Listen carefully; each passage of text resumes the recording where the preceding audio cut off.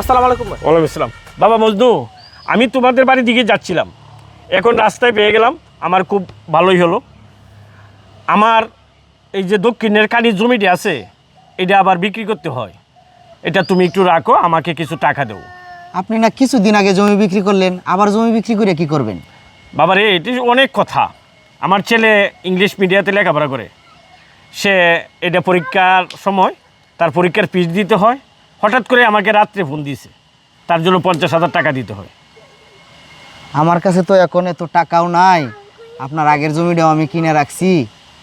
আচ্ছা ঠিক আছে, টাকার ব্যবস্থা করে দেব, কিন্তু আপনি না পেনশনের অনেকগুলা টাকা পাইছিলেন, ওই টাকাগুলা কি করছেন? ওই টাকাগুলো আমি ছেলের পিছনে খরচ করছি বাবা। আপনি সব সম্পত্তি যদি বিক্রি করে দেন, তাহলে আপনি শেষ বয়সে চলবেন কিভাবে, খাবেন কি? কি কয়? আমার ছেলে চাকরি করবে না, ও বড় চাকরি করবে, অনেক বড় চাকরি করবে। আমি স্কুল মাস্টার, আমার ছেলে তোর স্কুল মাস্টার থাকবে না, সে বড় চাকরি করবে, তখন কি আর আমার অভাব থাকবে বাবা? কাকা, এই দেশে এখন ছেলে মেয়ে বাবা বৃদ্ধ হয়ে গেলে আর দেখে না। আপনাকেও যদি এরকম পরিস্থিতির মধ্যে পড়তে হয়, আপনার ছেলেমেয়েরা যদি আপনাকে আর না দেখে। না রে বাবা, 10 ছেলের সাথে আমার ছেলে তুলনা করিও না, আমার ছেলেটা সেরকম না, আমি সেইভাবে তৈরি করি নাই, দেখবা ভালোই হবে। কাকা, আপনি জমি বিক্রি করবেন ঠিক আছে, আমি কষ্ট করে টাকা সংগ্রহ করে আপনার জমিটা কিনতে পারবো, কিন্তু আপনার কথা ভাবতেছি, শেষ বয়সে আইসা অনেকের মতো বৃদ্ধাশ্রম বা অনাহারে দিন কাটাতে যেন না হয়। বাবা, এসব নিয়ে তোমরা টেনশন করিও না, আমার ছেলেটা সেরকম হবে না, আর যদি হয় তাহলে তোমরা তো আছো, তোমার তো কাছে চলে আসবো।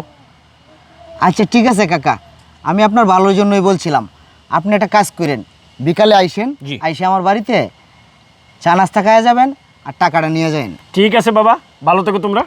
ঠিক আছে, আসসালামু আলাইকুম। ওয়ালাইকুম সালাম। সব জমি বিক্রি করে দিতেছে ওনার ছেলেদের জন্য। আসলেই ওনার না শেষ বয়সে অনাহারে অনাদারে দিন কাটাইতে হয়। অনেকে কিন্তু এরকম জমি বিক্রি করিয়া ছেলে মেয়েদের পড়ালেখা করায়, বড় চাকরি করে, পরে ওই বাবাদের স্থান হয় বৃদ্ধাশ্রমে। যাই হোক, ওনার জন্য দোয়া করি, ওনার যেন এরকম না হয়। যদি নসিব খারাপ হয় তাহলে তো কিছু করার নাই। এই বুইয়া চল, আজকে বাসা থেকে জঙ্গল বিদায় করব।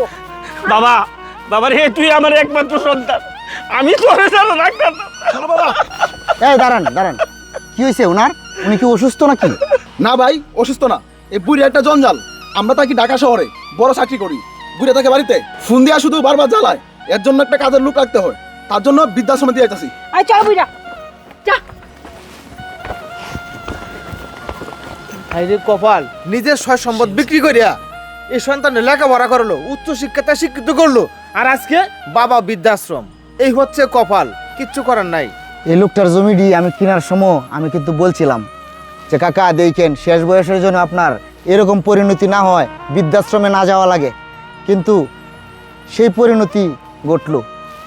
সবে এলো কপাল, সবে এলো কপাল। আল্লাহ, দোয়া করি এরকম সন্তান যেন কারো গর্ভে জন্ম না নেয়। আল্লাহ, তুমি আমাকে মাফ করো আল্লাহ।